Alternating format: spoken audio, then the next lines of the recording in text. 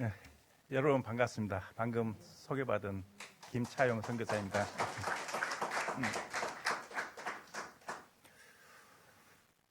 오늘 이곳에 와서 예배 드리는 모습을 보니까 와, 진짜 하나님이 참 기뻐하시는 교회구나. 왜냐하면 제가 늘 요구하는 그 교회의 모습은 본질이 하나님의 말씀이어야 됩니다. 세상에 있는 많은 지식이 아니라 오직 우리에게 있는 하나님의 말씀에 근거해서 예배를 드리고 설교를 하고 또한 서로 교제를 나눌 때 이것이 가장 바람직한 그런 교회가 아닌가 생각됩니다. 오늘 말씀을 먼저 전하기 전에 제가 늘 하는 말씀이 있습니다. 이 말씀은 뭐냐면은 이 성경 곧 하나님의 말씀을 읽고 또한 알아야 할 본질적 이유를 저는 분명히 말씀을 합니다. 많이 읽고 알아야 된다는 그 본질적 이유가 왜 그런가? 성경에 기록된 모든 말씀은 하나님께서 인간에게 주시고 그리고 가르치신 가장 최고의 인문학이며 시대와 공간을 초월하시면서 살아있는 하나님의 말씀을 역사하고 계십니다. 그 말씀이 오늘 우리의 삶에 직접적이고 분명하게 간섭하시고 있다는 사실을 성경은 말씀하고 있습니다. 즉 기록된 성경의 말씀은 오늘도 세상을 창조하셨을 때의 동일한 말씀으로 우리의 삶에 깊숙이 개입하시고 간섭하신다는 것입니다. 우리의 삶에 이렇게 하나님의 말씀이 개입되어 있다는 그 근거가 또 증거가 우리의 삶의 모든 현상 속에서 나타나고 있습니다. 즉 하나님의 말씀은 오늘 현재 살아있어서 그 말씀을 믿고 알고 마음으로 받을 때에 그대로 이루어진다는 사실입니다. 즉 하나님의 말씀은 오늘 우리에게 실체가 된다는 사실입니다. 실체, 즉 실제 계신다는 하나님의 말씀이고 실제 곧 우리의 모든 삶 속에서 역사하고 있다는 것입니다. 그래서 데살로니가전서 2장 13절에 보면은 너희가 우리에게 들은 바 하나님의 말씀을 들을 때 사람의 말로 받지 아니하고 하나님의 말씀으로 받음이니 진실로 그러하다. 이 말씀이 믿는 너희에게는 그대로 역사하느니라 이렇게 말씀하고 있습니다. 성경을 읽어야 하는 또는 알아야 하는 이유가 바로 여기에 있습니다. 그 말씀이 나에게 실제가 되기 위해서는 그 말씀이 내가 내 마음에 가져야 되는 것입니다. 그래서 요한복음 15장 7절에 너희가 내 안에 거하고 내 말이 너희 안에 거하면 무엇이 된대요? 구하라. 그리하면 이루리라 했습니다. 하나님의 말씀의 실제성을 또한 실체성을 말씀해 주고 있습니다. 복음을 소유한 자는 하나님의 말씀에 근거해서 살게 됩니다. 이때에 우리의 모든 전 삶에 하나님은 그냥 가만히 조용히 계시는 하나님이 아니라 나의 모든 삶 속에서 실제로 일하고 계시는구나. 누구를 위하여?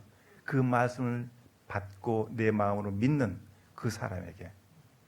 그래서 내가 너희의 아버지임을 너희로 스스로 증거하게 한다. 이렇게 말씀하고 있습니다. 그래서 예수님께서 우리에게 뭐라고 말씀하시냐면 사람이 떡으로만 사는 것이 아니요 하나님의 입으로 나오는 모든 말씀으로 살 것이라 하였노라 하셨습니다. 즉 그 말씀이 우리의 삶에 직접 간섭하시면서 개입하신다는 그 말씀입니다. 저는 1999년도에 러시아 땅에 들어갔습니다. 초창기 때는 모스크바에서 사역하다가 지금은 러시아 전 지도를 보면 시베리아라는 넓은 지역이 있습니다. 그 시베리아 한가운데 중심에 노보시비르스크라는 그 도시가 있는데 러시아 내에서는 세 번째로 큰 도시입니다. 그곳에 맨 땅에 헤딩하면서 들어갔습니다. 아무도 도와준 사람은 없었습니다. 그 그곳에서 오늘의 일까지 오직 저희를 도울 수 있는 분은 하나님뿐이었습니다. 그래서 지금 대형 교회를 지금 4개차, 지금 3개차 완성했고 4개차 짓고 있습니다. 저희 현재 저희 본교회가, 러시아에 있는 본교회가, 메인 교회가 시 정부로부터 선교사로서는 처음으로 1000평의 땅을 불화받아서 받았습니다. 그곳에 교회를 지었는데 작은 교회가 아닙니다. 큰 교회입니다. 그런 교회가 지금 3개째 지어졌고 지금 4개째 짓고 있습니다. 그래서 성도들은 미어 터집니다. 그러나 제가 이제 지금은 이렇게 좀 자유롭게 다니는데요.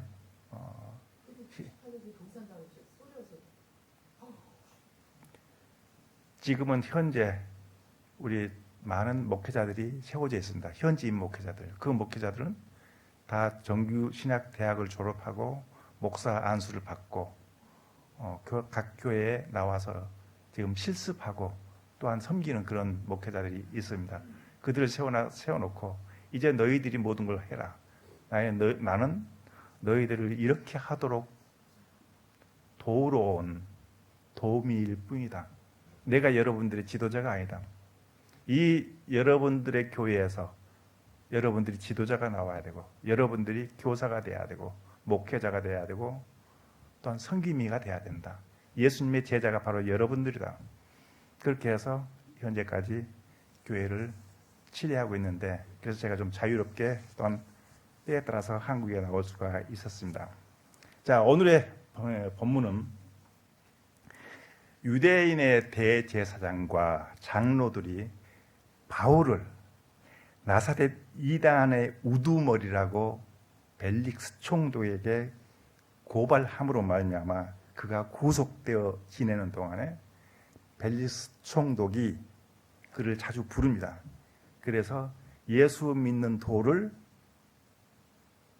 배우고 있습니다. 사도 바울은 그것을 가르치고 있고요. 여기에서 오늘 우리 그리스도인들이 간과해서는 안 될 가장 중요하고 핵심적인 내용을 발견하게 되는데 바로 25절에 의와 절제와 장차오는 심판에 대하여 벨릭스 총독에게 강론을 하고 있다고 했습니다. 그런데 중요한 것은 벨릭스 총독이 그 말씀을 듣고 두려워했다고 했습니다. 자, 오늘 이 말씀에 대해서 우리가 함께 생각해 보면서 나누어 보겠습니다. 벨릭스 총독이 무엇을 두려워했을까요? 자, 오늘 한번 이 부분에 대해서 좀 간단하면서도 중요한 부분을 좀 먼저 다루겠습니다. 자, 먼저 의에 대해서 잠깐 좀 생각해 봅시다. 요한복음 16장 7절과 8절에서 예수님께서는 제자들에게 말씀하신다. 내가 실상을 너에게 말하노니 내가 떠나가는 것이 너에게 유익이라. 내가 가면 보혜사 성령을 너에게 보내리니 그가 죄에 대해서 의에 대해서 심판에 대하여 세상을 책망하리라 하시면서 10절에 보면은 의에 대하여라 함은 그렇습니다. 내가 아버지께로 가니 너희가 다시 나를 보지 못할 것이라 했습니다. 자, 여기서 예수님의 말씀은 무엇을 시사하고 있겠습니까? 예수님의 죽으심을 밝히고 있습니다. 너희가 다시 나를 보지 못할 것이라 했습니다. 예수님께서 이 세상에 오신 목적이 바로 하나님의 뜻인 복음을 완성시키는 십자가의 죽으심을 알리고 있습니다. 이것이 하나님의 의이며 복음입니다. 하나님께서는 창세기 3장 15절에 이렇게 말씀하신다. 여자의 후손을 말씀하시면서 복음에 대한 계획을 세우십니다. 그리고 갈라디아서 4장 4절과 5절에 이렇게 말씀하십니다. 때가 참에 하나님이 그 아들을 보내사 여자에게 나게 하시고 했습니다. 율법 아래 나게 하신 것은 율법 아래 있는 자들을 속량하시고 우리로 아들의 명분을 얻게 하려 하심이라 했습니다. 때가 참에 하나님의 아들을 보냈다 했습니다. 그래서 그가 죽으시고 그 죽으심으로 말미암아 우리를 율법에서 다 구속해 주시고 즉 하나님의 자녀로 인정해 주시고, 그래서 이제 우리는 세상에 속한 세상의 사람이 아니라 하나님께 속한 하나님의 자녀가 되는 권세를 우리에게 주셨다겠습니다. 자, 이어서 이렇게 선포합니다. 하나님의 아들 예수 그리스도의 복음의 시작이라. 마가복음 1장 1절 이렇게 말씀하시죠. 하나님의 아들 예수 그리스도의 복음의 시작이라. 자, 그러면서 때가 찼고 하나님 나라가 가까웠으니 복음을 믿으라. 회개하고 복음을 믿으라 했습니다. 마가복음 1장 15절 이렇게 말씀하고 있습니다. 그러면서 이제 마가복음 16장 15절과 16절은 이렇게 말합니다. 너희는 온 천하에 다니며 만민에게 복음을 전파하라. 믿고 세례를 받는 자는 구원을 얻을 것이요 믿지 않은 자는 정죄함을 받으리라 했습니다. 이 복음이 바로 하나님의 의입니다. 사도 바울은 로마서 1장 17절에 이렇게 말씀합니다. 복음에는 하나님의 의가 나타나 믿음으로 믿음에 이르게 하나니 기록된 바 오직 의인은 믿음으로 살리라. 이것이 하나님의 의임을 선포하고 있습니다. 따라서 하나님의 의는 복음이 되어 이 세상에 선포되어 있습니다. 이 세상에 살고 있는 사람은 누구나 유예 없이 복음에 의해서 살도록 창세 전에 이미 설정되어 있고, 또한 인간의 모든 삶은 복음에 의해서 결정되도록 성경은 선포하고 있습니다. 자, 하나님의 말씀이 이 복음이 세상에 선포되었다 했죠. 이 선포에는 법의 기능이 있습니다. 자, 우리 대한민국이라는 이 나라에도 법이 있습니다. 대한민국 헌법이 있습니다. 자, 여기에 계신 분들 우리 대한민국 헌법 다 압니까? 자, 모릅니다. 그럼에도 불구하고 우리는 그 법에 어긋나거나 저촉되는 행위를 하게 되면 법의 제재를 받거나 구속되게 되겠습니다. 이렇듯이 하나님의 말씀도 마찬가지입니다. 이 세상 모든 사람들에게, 하나님을 아는 사람이든지 모르는 사람이든지 원하는 사람이든지 원치 않는 사람들에게도 동일한 하나님의 말씀이 선포되었습니다. 이것이 바로 법의 기능이라겠습니다. 자, 우리는 그 하나님의 말씀이 선포되어 있는 그 법의 기능 아래서 살고 있는데 그 법의 기능을 피할 수가 없습니다. 피하려고 하면 더 어려워집니다. 그러나 그 법의 기능 속에서 들어가면서 그 법을 내 마음의 평안함으로 받으면 그에게는 참된 평안과 기쁨과 소망과 행복한 삶을 누릴 수가 있고, 그 법을 거부하게 되면 장차 오는 심판을 피할 수가 없다는 사실을 성경은 우리에게 전해주고 있습니다. 자, 우리는 이미 예수 그리스도의 복음과 십자가의 의, 이 모든 말씀에 대해서 너무도 많이 들었고 잘 압니다. 뿐만 아니라 우리 선교사들도 바로 해야 될 일이 바로 이 일입니다. 즉, 이 복음을 온 세상 사람들에게 전하는 것입니다. 그래서 제가 러시아 시베리아 땅에 들어가서 지금까지 살아가는 삶의 현장도 복음에 의해서 복음을 위한 섬김의 삶을 살게 됐습니다. 자, 이럴 때 하나님께서는 누구와 동행해 준다? 나와 동행해 줍니다. 시베리아 땅이 그렇게 녹록한 땅이 아닙니다. 힘든 땅입니다. 그러나 하나님과 동행하는 믿음의 삶을 살게 되면 하나님이 앞서 가십니다. 모든 험한 길을 평탄케 해줍니다. 굽은 길을 곱게 해줍니다. 모든 필요를 하나님께서 감추어 두었던 그 은밀한 보물을 보여서 또한 주어서 일을 하게 합니다. 자, 오늘 우리는 예수 그리스도의 복음, 곧 십자가의 은은 너무도 많이 듣고 이해하고 또한 전하면서 이렇게 살고 있습니다. 자, 장차 올 심판에 대해서도 우리는 이미 많이 들었습니다. 알고 있습니다. 어느 누구 하나 여기에서 나도 알고 있다, 그래서 나는 더 이상 들을 필요 없다라고 할 수가 없습니다. 자, 이러한 의미에서 사복음서 아시죠? 마태복음, 마가복음, 누가복음, 요한복음, 이 사복음서는 왜 예수를 믿어야 하는 것을 가르치고 있습니다. 그러면서 그 사복음서 뒤에 오는 서신서는 그리스도인들이 어떻게 살아야 하는가를 가르치고 있습니다. 이러한 맥락에서 또 로마서를 보면요, 아마 여러분들 너무나 많은 설교를 들었기 때문에 다 대충 알고 있을 것입니다.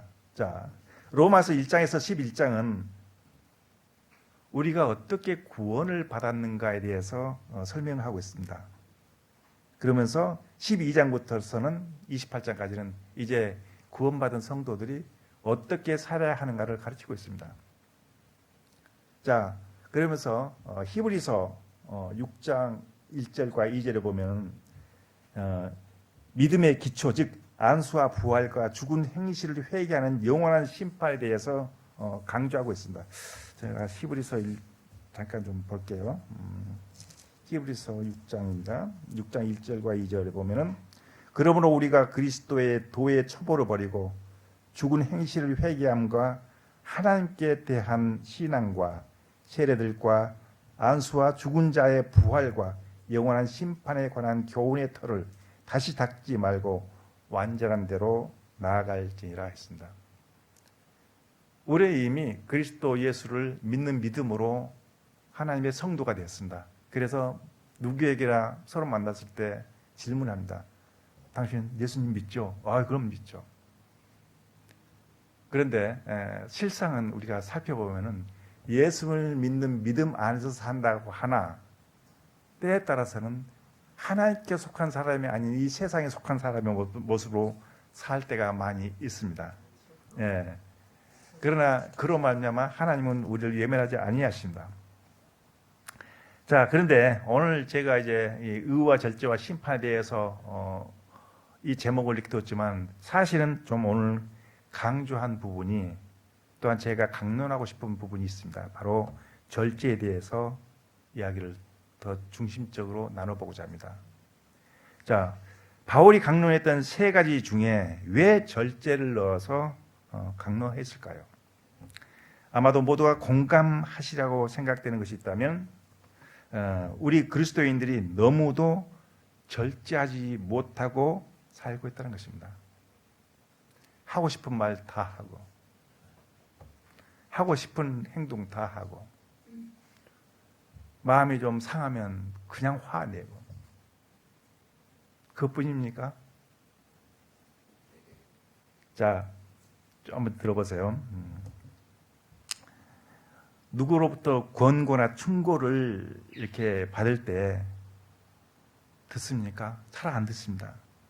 교회 내에서도 불화가 생깁니다. 왜냐하면 절제하지 못하기 때문에 그렇습니다.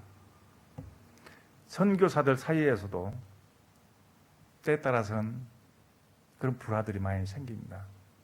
바로 마음을 절제하지 못했기 때문에 그렇습니다. 자, 다툼과 분쟁이 자행되고 있다. 이건 사실입니다. 우리 한국 속담에 곱비 풀린 망아지라는 이야기가 있습니다. 네. 누구에게 대한 말입니까? 바로 사람들에 대한 말입니다. 이처럼 사람은 절제라는 곱비가 없으면 죄 속으로 빠져 들어가게 되어 있습니다. 그래서 사도 바울은 그렇게 강론한 것입니다. 내 마음과 맞지 않는다고 또는 조금만 실수를 해도 지적질을 하면서 왕따를 시키고 입으로 거친 말을 쏟아내는 일이 있습니다. 사실 제가 지난 25일부터 29일까지 그리스 아테네에서 하는 CIS 선교대회에 참석했다가 어젯밤에 돌아왔습니다. 선교사들 한 150명 정도 모여서 선교대회를 하는데 거기에서 한국에서 오신 네노라고 하는 어느 한 목사님이 그 수년 만에 하는 그 선교대회를 망쳐버리는 그런 말을, 폭언을 서스럼없이 내뱉더라고요. 네. 자, 그 폭언은 뭐였냐면 선교사의 그 주최 측에서 어떤 작은 실수 하나를 지적질을 하는데 싸가지 없는 놈의 새끼라고 이렇게까지 얘기를 하더라고요. 내가 너희들을, 반말이에요. 내가 너희들을 초등학교 1학년으로 취급하겠다, 이렇게 얘기를 하더라고요. 그런데 사실은 그곳에 모여있던 그 수많은 선교사님들 다 30년 이상씩 되는 시니어들입니다. 나이 70, 80 되신 분도 있고. 그런데 그 강사 목사님은 78세였어요. 자, 그런 얘기를 들을 때 참 마음이 아프더라고요. 사실 선교사님들이 오랜 세월 동안 선교지에서 생활하다 보면은 마음으로도 지쳐 있습니다. 예, 심령으로도 지쳐 있고. 저는 처음 개회식 때 제가 말씀 잠깐 전할 때, 지금은 수많은 우리 선교사님들이 위로받을 때다. 예, 쉼이 필요할 때다. 여러분들 이곳에 오셔서 수많은 각국에서 다 왔습니다. 이곳에 와서 며칠 동안 잘 먹고 쉬면서 하나님의 말씀을 은혜 받고 회복하세요.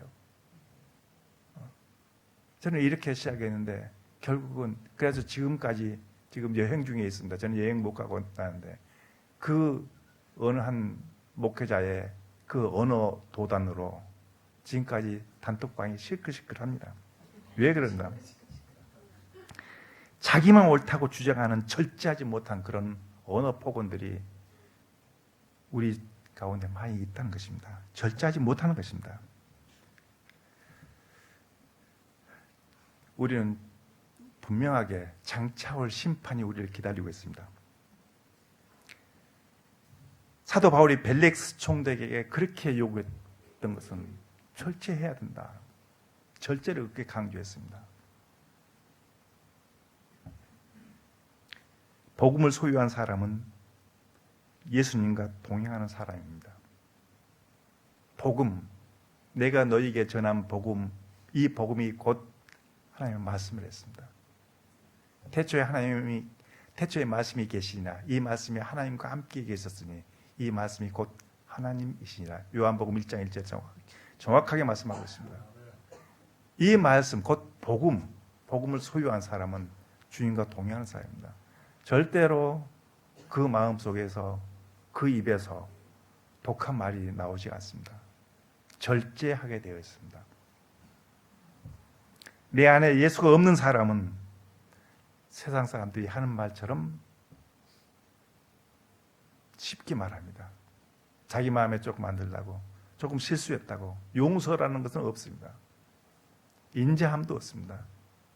미가서 3장 7절에 6장 7절에 말씀해요. 사람아, 주께서 선한 것이 무엇임을 내게 보이셨나니 여호와께서 내게 구하는 것이 공의를 행하며 인자를 사랑하며, 즉 궁일한 마음을 사랑하며 겸손히 너희 하나님과 동행하는 것이 아니냐 했습니다. 겸손이라 했습니다. 이것이 하나님이 우리에게 요구하는 것입니다. 그런데 그 주님과 동행하지 않는 사람은 즉각 무엇 속에서 뭐가 나오나 독한 말이 튀어나오게 되어 있습니다. 자, 절제는 그리스도인들이 가져야 할 최후의 능력입니다. 최후의 능력이 절제입니다. 왜냐하면 절제가 없으면 좋은 열매를 맺지를 못합니다. 오히려 고통하는 때가 이를 것이라고 디모데 후서 3장 1절에서 5절까지 말씀합니다. 제가 읽겠습니다. 너는 이것을 알라. 말세에 고통하는 때가 이르러 사람들이 자기를 사랑하며 도를 사랑하며 자랑하며 교만하며 비방하며 부모를 거역하며 감사하지 아니하며 거룩하지 아니하며 무정하며 원통함을 풀지 아니하며 모함하며 절제하지 못하며 사나우며 선한 것을 좋아하지 아니하며 배신하며 조급하며 자만하며 쾌락을 사랑하기를 하나님 사랑보다 더하여 경건의 모양은 있으나 경건의 능력은 부인하니 이 같은 자들에게서 내가 돌아서라. 이렇게 말씀합니다. 이 모든 말씀은 절제에 관한 내용입니다. 절제하지 못하면 이렇게 된다는 것입니다. 오늘 우리의 현실 안에 이러한 것들이 얼마나 많이 있습니까? 그래도 각 나라에 나가 있는 선교사들은 그 교단의 대표들입니다. 보낼만 한 사람들입니다. 엘리트들입니다. 그 나라에 가서 수많은 분야에서 일합니다. 그런 선교사들을 모아놓고 내가 너희들을 초등학교 1학년으로 취급하겠다. 싸가지 없는 이놈들. 참 그런 강사를 섭외했던 분도 그렇게까지는 생각 안 하셨겠죠. 네, 그런 일이 있었습니다. 자, 절제는 사람을 경건하고 겸손하게 또한 양손하게 만듭니다. 예수가 없는 사람들의 표적이 증거가 바로 그렇게 독한 말을 서슴없이 내뱉다 버리는 사람들입니다. 예수 없습니다. 그럴 수가 없습니다. 그러나 절제 없는 경건은 또한 거짓된 경건이라고 했습니다. 절제는 하나님으로부터 지혜를 얻게 하는 은혜의 창문이 되기도 합니다. 곧 분별력과 통찰력과 또한 모든 행동과 말을 제어하면서 자기 자신을 다스려 나갑니다. 이게 바로 절제의 능력입니다. 살다 보면 화나는 일이 있죠. 기분 나쁜 일도 있고 마음 상하는 일도 있습니다. 이럴 때 내가 복음을 소유한 사람이라면 내 안에 하나님의 말씀과 예수님이 계신다고 생각했을 때는 거기에 따라서 반응을 하지 않습니다. 오히려 그러한 모든 상황들을 저는 이것을 복음의 반응이라는데 곧 하나님께로 돌립니다. 주님, 나를 불쌍히 여기소서. 다윗 왕도 그렇지 않습니까? 수많은 사람들이 자기를 해하려고 자기 친구들도 배반하고 왕도 나를 버렸고 자기를 죽이려고 그렇게 올무를 쌌지만 다윗 왕은 절대 그들하고 대적하지 않았습니다. 그런 모든 상황을 하나님께로 돌렸습니다. 그것을 복음의 반응이라고 합니다. 했을 때 하나님께서는 그것을 들으시고 다윗이 어디로 가든지 지켜주셨고 보호해 주셨습니다. 오늘 우리가 복음을 소유한 사람이요 하나님의 사람이라면 세상 가운데 살고 있으나 하나님의 자녀로서 살게 될 수 있는 능력을 소유한 사람들입니다. 이것을 믿으시기 바랍니다.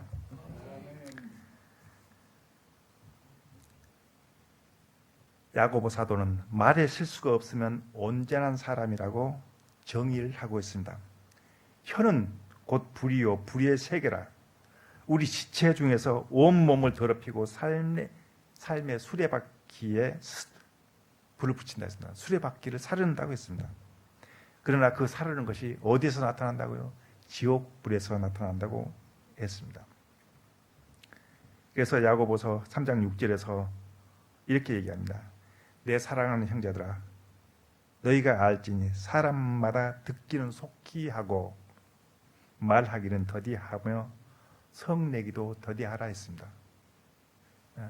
듣기는 속히 하라 했습니다.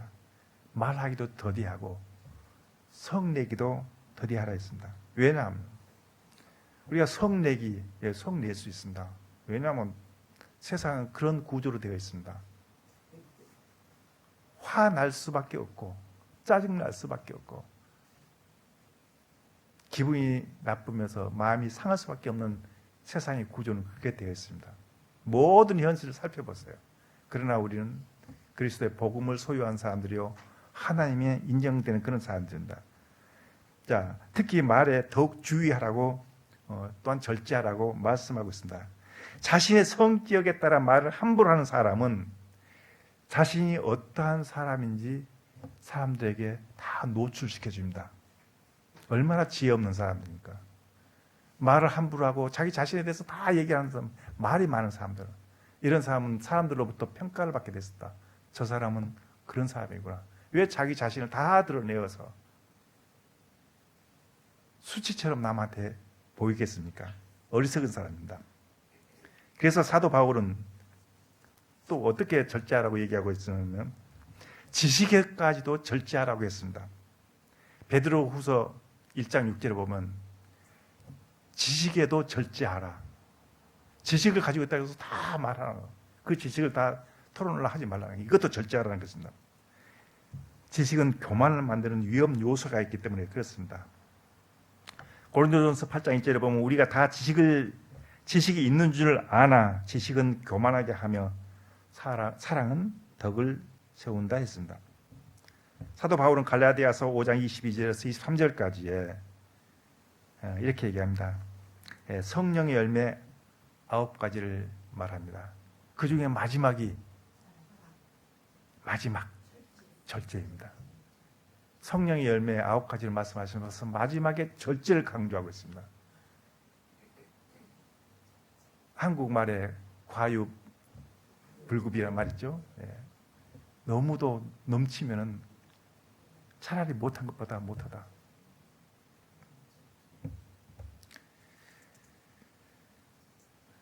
사랑과 희락과 화평과 오래 참음과 자비와 양성과 충성과 온유와 절제라 했습니다. 우리는 절제할 수 있는 그런 사람이 되어야 됩니다. 우리의 생각도 지식도 우리의 삶도 우리의 입술의 말도 절제해야 됩니다.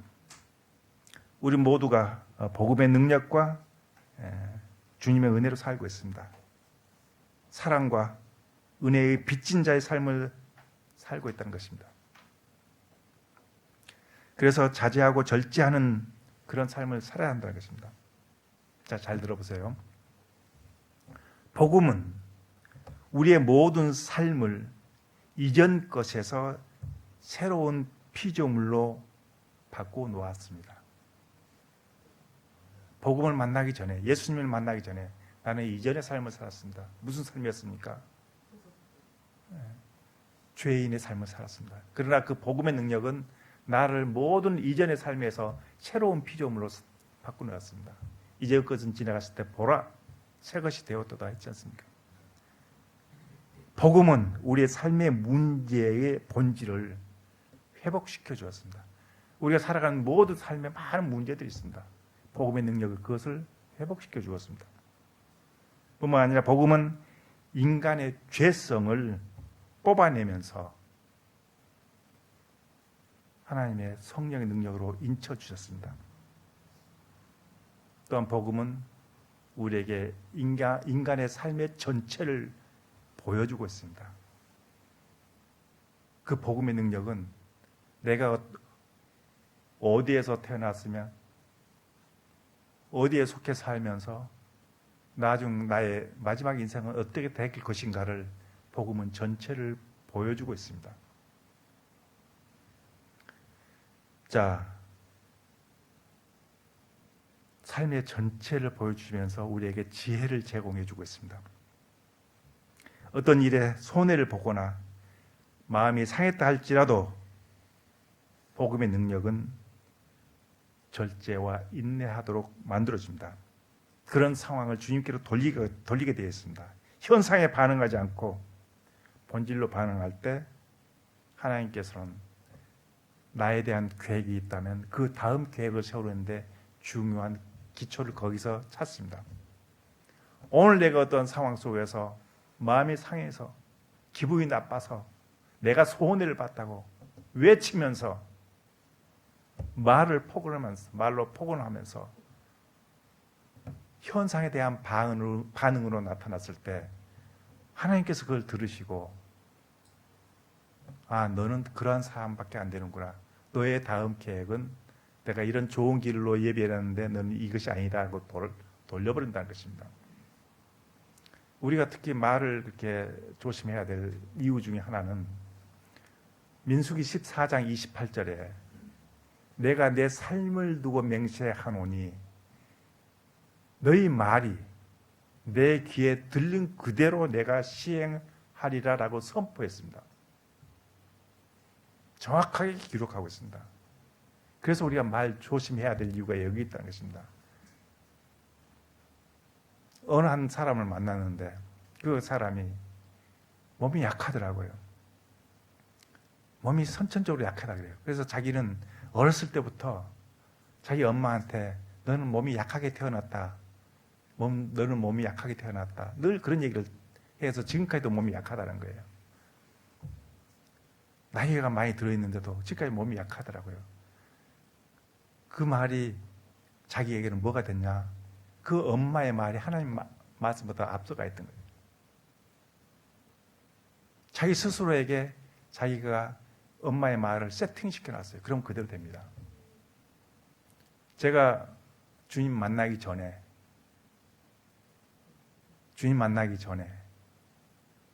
내 육체는, 내 몸은 종합병원이었습니다. 그러면 아마 이해가 되실 것입니다. 제 몸무게가 그때 56kg, 57kg 뼈다구처럼 안 아픈 데가 없었습니다. 심근경색, 피부, 위와 장, 치아, 시력,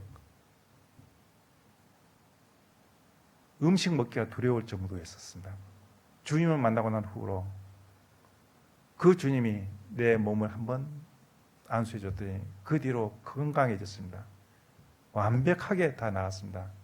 지금까지 병원을 다녀보질 않았습니다. 약을 먹어보질 않았습니다.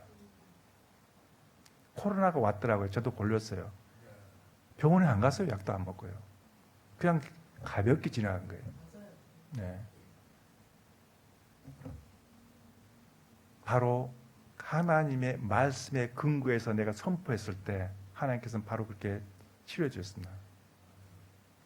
제 올해 나이가 70입니다. 근데 아직까지 내 친구들 만나면 너는 동안이다 그래요. 아니에요. 60대 때는 안 보여요. 네.